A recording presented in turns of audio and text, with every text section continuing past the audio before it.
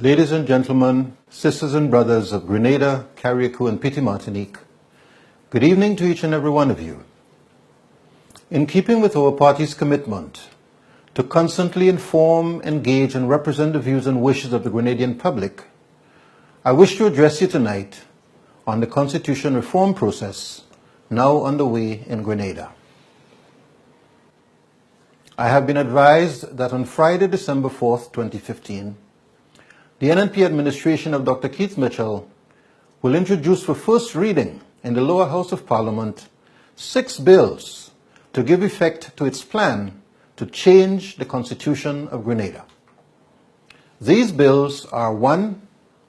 2015 Constitution of Grenada, Caribbean Court of Justice and Other Justice-Related Matters Amendment Act. 2. 2015 Constitution of Grenada, Name of State Amendment Act. 3. 2015 Constitution of Grenada, Rights and Freedoms Amendment Act. 4. 2015 Constitution of Grenada, Term of Office of Prime Minister, Fixed Date for Elections and Ensuring the Appointment of Leader of the Opposition Amendment Act. 5. 2015 Constitution of Grenada, Election and Boundaries Commission Amendment Act. And 6. 2015 Constitution of Grenada, Restructuring Amendment Act. The decision to introduce these bills in the Parliament clearly reveal by their content, manner of preparation and timing that this government has decided to flagrantly disregard the following: the recommendations of the Constitution Review Commission of 1985, established under the chairmanship of Sir Fred Phillips; the recommendations of the Constitution Reform Commission of 2002, established under the chairmanship of Justice Lyle St. Paul; the recommendations of Professor Randy McIntosh, appointed in 2010 as a one-man body to review the Grenada Constitution; and last but not least, even the recommendations of its own Constitutional Reform Advisory Committee under the chairmanship of Dr. Francis Alexis, and impose its will on the Grenadian people. This development must be viewed by all well-meaning and patriotic Grenadians as most unfortunate, as it puts beyond reach any reasonable prospects for achieving the desired constitution reform on the basis of national consensus. Ladies and gentlemen, having carefully considered the mandate of the Constitution Reform Advisory Committee, the mission, scope, and purpose of the constitution reform process as outlined in the government's project document, and the draft bills to be introduced into the Parliament, we have come to the inescapable conclusion that the plan hatched by the NNP administration to change the Constitution of Grenada are in direct conflict with the wishes and aspirations of the Grenadian people and represent an affront to our democracy and democratic traditions. Indeed, the bills being introduced represent a package of measures willfully hand-picked and handcrafted to promote the narrow self-interest of a few persons without regard for the wishes of the majority. We have come to this view based on the manner in which the Cabinet has dealt, in particular, with the following 5 items. First, term limits of the Prime Minister. Following the Trade Center consultations on October 15, 2014, the Constitution Reform Advisory Committee, also known as the CRAC, C-R-A-C, held a retreat to determine what new recommendations would be put to the Cabinet for inclusion in the referendum. Following the said retreat, a draft further report, dated November 11, 2014, was prepared containing new recommendations to be submitted to the Cabinet for its consideration.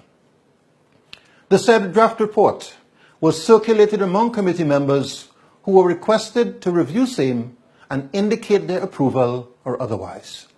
Among those recommendations was a recommendation that the Constitution of Grenada be altered to provide that no person appointed Prime Minister shall hold the office of Prime Minister for more than 10 years, whether or not such service is continuous.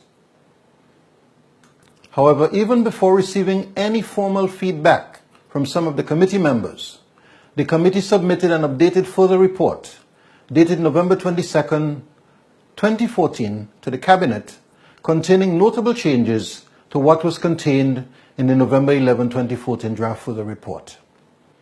Most notable among the deviations was a new recommendation that the Constitution of Grenada be altered to provide that no person appointed Prime Minister shall hold the office of Prime Minister for more than 3 consecutive terms, instead of the earlier provision that no person should hold the office of Prime Minister for more than 10 years, which is 2 terms. Ladies and gentlemen, the effect of this new proposal is that a Prime Minister can hold office for 15 consecutive years, take a break for 1 term, and come back for another 15 consecutive years. While this might be perfect for the architects of Project Grenada, this is not what the majority of Grenadians are looking for in a reformed constitution. Secondly, the fixed date for holding elections. Ladies and gentlemen, it is now widely accepted among democratic states that it is in the best interest of the nation to have a fixed date set for elections every 5 years, so that everyone can know well in advance the date on which election will be held and prepare accordingly. This is definitely better than having the Prime Minister alone choose the election date, hold it in his back pocket, and play the nation like a yo-yo. The best way to protect the certainty of the election date is by setting it out in the Constitution. In that way, the leaders of the ruling party cannot change the date when it suits them in order to give themselves a political advantage over the other political parties. This will promote electoral fairness. But rather than fixing the date for holding elections in the Constitution, the government has decided to leave it out of the Constitution and treat it like any other ordinary law. This means that the Prime Minister and ruling party, who would have had a majority in the Parliament, would be free to change or even revoke that ordinary law when they feel like, and the rest of the country would be able to do nothing about it. Ladies and gentlemen, this is not right and must not be supported. Thirdly, the issue of proportional representation. Ladies and gentlemen, our system for choosing parliamentary representatives is known as the first past the post system. Under that system, the candidate who gets the most votes wins the seat. All that is needed to win is to get at least 1 vote more than the next best candidate. This means that a party can win almost half of all the votes cast in a national election and still not win a seat. The system of proportional representation is designed to ensure that if a major party wins 41% of the popular vote in an election, but wins no seat in the general election for constituency representatives, as is now the case for the NDC, it should still have representatives in the Parliament so as to ensure that those 41% of the electorate who chose not to vote for the winning party still have a voice in the Parliament. The proposal for proportional representation for Grenada that had been discussed with the chairman of the committee was one to go along with, not to replace, the first past the post system for choosing parliamentary representatives. As such, under that proposed new system, we would have had the normal election of parliamentary representatives, as we now have, but in addition, the ruling and opposition parties would be able to nominate a total of 4 additional parliamentarians, bringing the total number of MPs to 19, but based on the share of the popular vote each party won in the election. In that proposed arrangement, there would be at least 2 opposition MPs, even if one party won all of the seats in the first past the post for constituency representatives. In this constitution reform process, the government completely rejected the idea of proportional representation. As a result, we will have to continue with the present arrangement, whereby one political party is able to secure 41% of the popular vote in an election and yet have no seat in the lower house of Parliament. Ladies and gentlemen, this is clearly not in our best interest as a nation. Fourthly, the citizens' right to recall their elected representatives. At the Trade Center consultation held on October 15, 2014, which over 1,200 persons attended, there was a loud call for the Constitution to be amended to include the citizens' right to recall their elected representatives if they feel or believe, on reasonable grounds, that he or she is unfit to represent them on account of character or conduct. After this consultation, the committee met at a retreat and made that recommendation to the Cabinet. The Cabinet of Ministers completely rejected that recommendation of the committee without offering any reason or explanation for doing so. Finally, the matter of the election and tenure of the Governor General. Ladies and gentlemen, after having advised the committee and the nation that it had accepted the proposal of the committee to provide that the Governor General of Grenada be chosen by an electoral college of parliamentarians from the parties represented in the Parliament, rather than by the Prime Minister alone, and having approved and supervised the drafting of a bill to amend the Grenada Constitution to give effect to that recommendation, the Cabinet has now decided that it will no longer sponsor any such constitutional amendment or put such a question to the people in any referendum to amend the Grenada Constitution.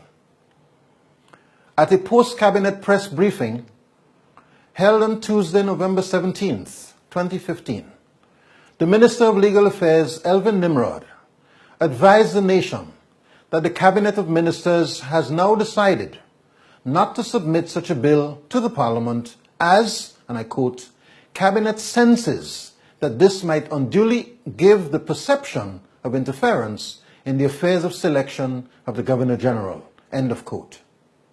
Ladies and gentlemen, this latter pronouncement by the Minister of Legal Affairs shows beyond doubt that this process is driven by the will of the Cabinet of Ministers and not by the will of the people.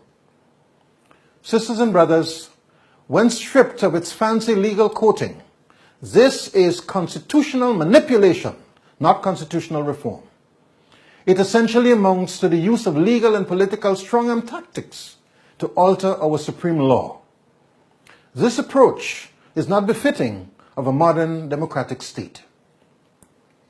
Ladies and gentlemen, we of the National Democratic Congress are of the view that the position taken by the government of Grenada on the matter of constitutional reform is not in the best interest of the Grenadian people. It appears to be driven largely by the self-interest of the new National Party and its architects, rather than by a genuine desire, and I quote, to engender an environment conducive to reform of the Grenada Constitution Order 1973 with the direct consultation of and participation by the people of Grenada, and thus make a national constitution which has the tangible input of the people so as to build a better bonding between the people and the Constitution, end of quote, as mandated by the project's mission articulated in the project document developed and published by the government of Grenada. As a result, we of the National Democratic Congress are not prepared to support the plan of the NNP government to change the Constitution of Grenada in the manner that they now intend to. Ladies and gentlemen, there are those who have been peddling the idea that the position taken by the NDC simply reflects our selfish dissatisfaction that we did not get everything that we proposed and wanted. We consider this claim both childish and disingenuous and must categorically reject it. What is at issue here is not what the NDC wants or does not want. What is at issue is what should we as a nation seek to get out of this exercise given our present circumstances. Fellow Grenadians, from the very outset of this process, the NDC took the position that we will support constitutional reform that is meaningful and that will result in a real and meaningful improvement in the operation of our democratic system. We maintained that at the end of this reform process, the people of Grenada must be satisfied that the politicians are more accountable to the citizens and will no longer be at liberty to engage in reckless, irresponsible, and high-handed behavior to the detriment of the citizens and the image and reputation of the country. This has been and remains our position.